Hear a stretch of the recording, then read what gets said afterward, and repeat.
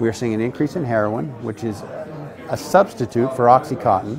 And we're also seeing drug trafficking organizations, traditional ones that, cocaine, marijuana, methamphetamine, are now turning to prescription drugs and actually moving those across our borders because there's such a demand for them. And so that's where it's really a significant problem. And we've been seeing this for over a year now. I mean, this is not a new problem. I mean, this is something that's been slowly building, and we're seeing more and more in our high schools, as well as throughout all families.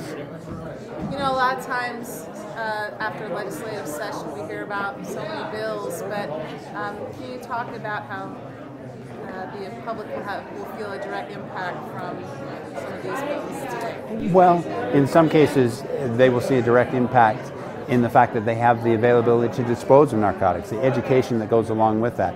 In other cases, there's a bill that actually makes it mandatory for doctors to do some checking. As somebody overdoses, as somebody's involved in DUI, that we actually check into these things and make sure that they're not doctor shopping. That's a significant problem for us. Individuals who go to one doctor to get medication for sometimes legitimate purposes in the beginning, but then up going to multiple doctors to fill that same prescription or a different prescription, and it becomes a difficult challenge for us. And so we need the medical community, our pharmacists, the outlets that supply these drugs. We need everybody to come together and say, yeah, we have a problem. Let's see what we can do to work together, because there is a legitimate use for especially painkillers on the market.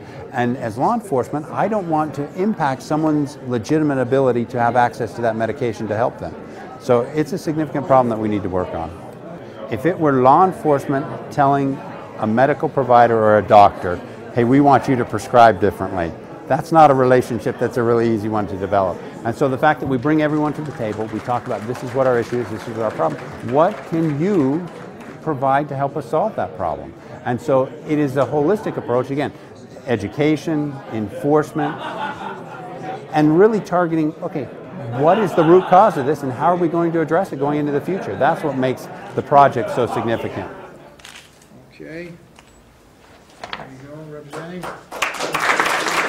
I've been working for almost a decade now on this problem of people dying related to prescription pain medication overdoses, and this is a complicated problem, and it's going to take a community-wide effort to solve it. And it was really encouraging today to see the combination of people who were here involved, the governor and the legislature, state, federal, and local, law enforcement, health, and public safety agencies all involved. That's what we're going to need to solve the problem, and it was really encouraging to see that. Great. What kind of impact is this going to have on our community? Well, the problem, as people heard today, there were 310 people who died in 2009 of prescription medication overdoses. Most of those were pain medications like methadone and oxycodone. So real people, many of them 15, 20, 30 years younger than I am, are dying of this unnecessarily. And I think that we are starting to take the necessary steps to turn that around. We've got a ways to go, but this is a really nice event, and I think a symbol of the different people who are coming together to try to address it.